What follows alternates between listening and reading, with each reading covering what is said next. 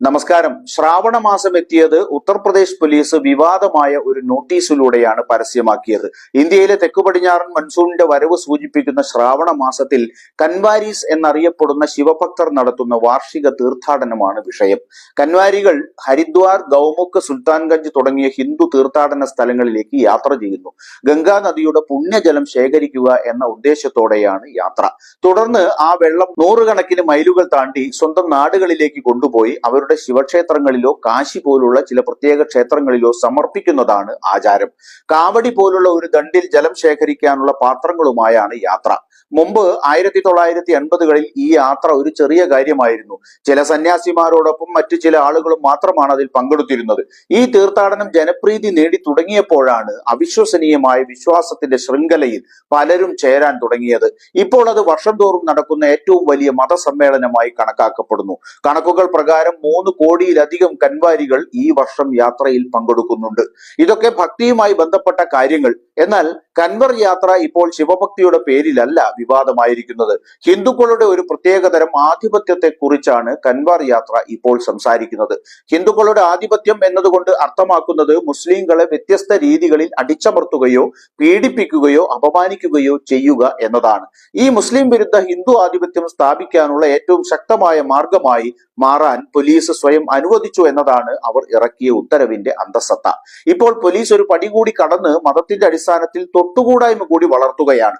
മാധ്യമ റിപ്പോർട്ടുകൾ പ്രകാരം Muzaffarpur Nagar senior police superintendent Abhishek Singh പറഞ്ഞത്, കൻവർ യാത്രയ്ക്കുള്ള ഒരുക്കങ്ങൾ ആരംഭിച്ചു. ഞങ്ങളുടെ അധികാര പരിധിയിലുള്ള പ്രദേശത്ത് ഏകദേശം 240 കിലോമീറ്റർ എല്ലാ ഭക്ഷണശാലകളോടും ഹോട്ടലുകൾ, ധാബകൾ, വഴിവാണിപ്പം എന്നിവ അവരുടെ ഉടമസ്ഥരുടെയോ കട നടത്തുന്നവരുടെയോ പേരുകൾ പ്രദർശിപ്പിക്കാൻ നിർദ്ദേശം നൽകിയിട്ടുണ്ട്.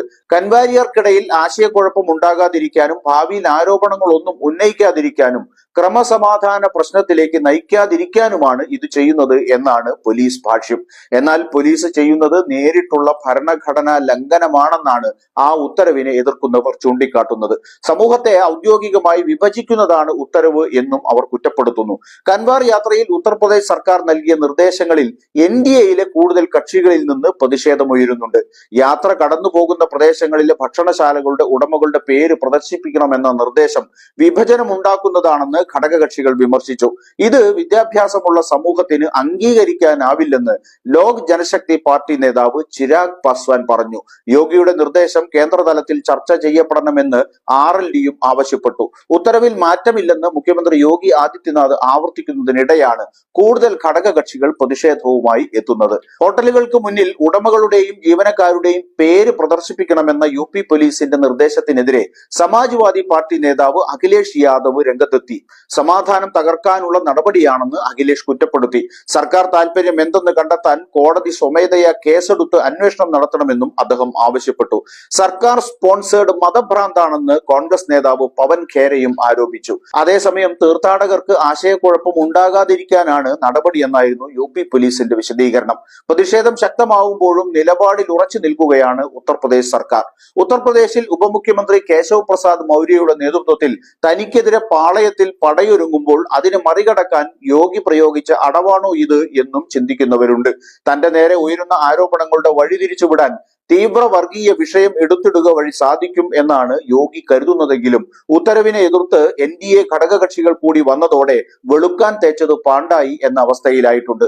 അതുകൊണ്ട് ശ്രാവണ മാസം യോഗിയുടെ പടിയിറക്കത്തിന്റെ മാസമാകുമോ എന്ന് കാത്തിരുന്നു കാണാം.